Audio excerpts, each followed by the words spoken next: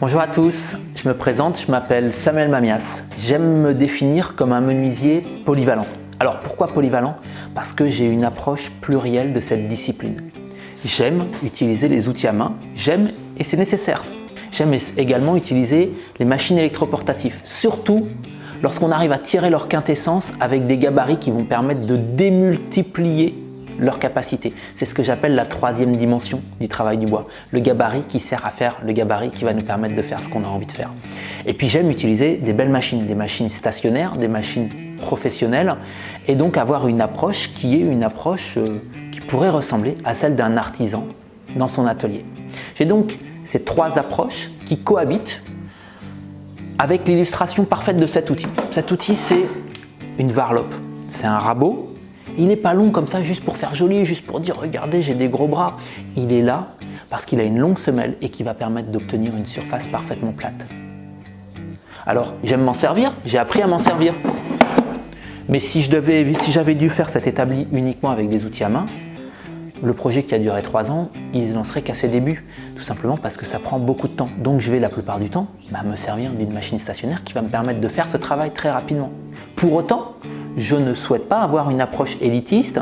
Tout le monde ne peut pas mettre une machine comme ça dans son atelier. Et donc, à l'occasion, je vais vous montrer comment on peut dégauchir, certes moins rapidement, mais avec une défonceuse et des gabarits qui vont bien. Donc voilà, j'ai cette approche de la menuiserie, du travail du bois d'une manière générale, qui se veut multiple, multidirectionnelle. Je veux embrasser au maximum les différentes facettes de cette discipline que je trouve magique. Enfin, forcément, elle me passionne. Alors, maintenant que vous avez compris mon approche, j'aimerais vous donner un petit bout de mon histoire. Alors, comme beaucoup d'entre vous, j'imagine, je suis rentré dans le bricolage par nécessité. La rénovation d'un appartement ou alors la construction d'une maison fait qu'on se retrouve à faire du placo, de l'électricité, de la peinture. Bon, j'écarte tout ça, je m'en suis sorti pas plus mal qu'un autre, mais pas mieux qu'un autre. Et j'avais envie de vous parler de la réalisation des meubles. Qu'est-ce qui se passe quand on est face à la réalisation des meubles? Alors, à l'époque, j'avais lu un livre qui s'appelait « Le guide de la menuiserie et de l'ébénisterie ». Et ce guide, très bien fait ce bouquin, il me semble qu'il est encore réédité, m'avait permis de découvrir 2 ou 3 techniques. J'avais à l'époque 2 ciseaux à bois de grande surface, une pierre à aiguiser qui était à peu près de la taille d'un opinel et une scie circulaire Skil, une défonceuse, quelques mèches, bref, on va dire globalement 100 € de matériel. Et j'avais un tableau électrique qui n'avait plus son coffre et donc c'était vraiment pas joli au milieu du salon.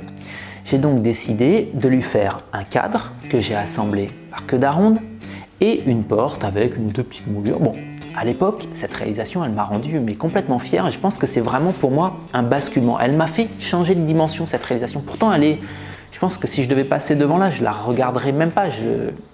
Elle est complètement banale.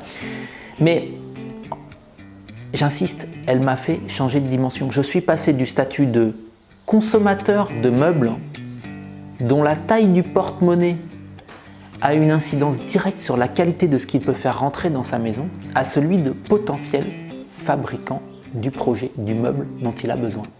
C'est un changement de paradigme complet. Ça peut paraître anecdotique, mais à ce moment-là, je suis libre de choisir l'approche que je veux avoir. J'aurais pu très bien aller chez un cuisiniste, acheter ma cuisine. Mais sauf que j'ai décidé que plutôt que d'investir dans une cuisine, j'allais investir dans une machine à bois. Vous connaissez peut-être l'histoire, la machine à bois elle s'est installée pendant 6 mois au milieu du salon. J'ai réalisé les escaliers, les salles de bain, la cuisine bien sûr, enfin tout un tas de choses dans la maison. Au bout d'un moment, la machine est partie dans son atelier et puis j'ai commencé mon apprentissage, cette espèce de grande quête, ce grand plaisir qui a été d'apprendre toutes ces techniques autour du travail du bois.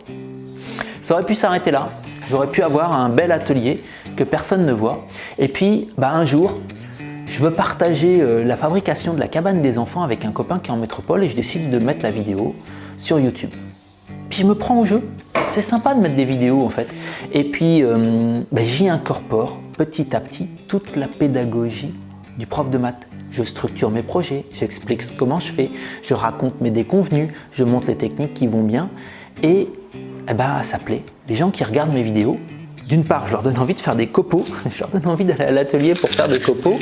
Et puis, Ils progressent parce qu'ils ont du contenu et ils apprennent.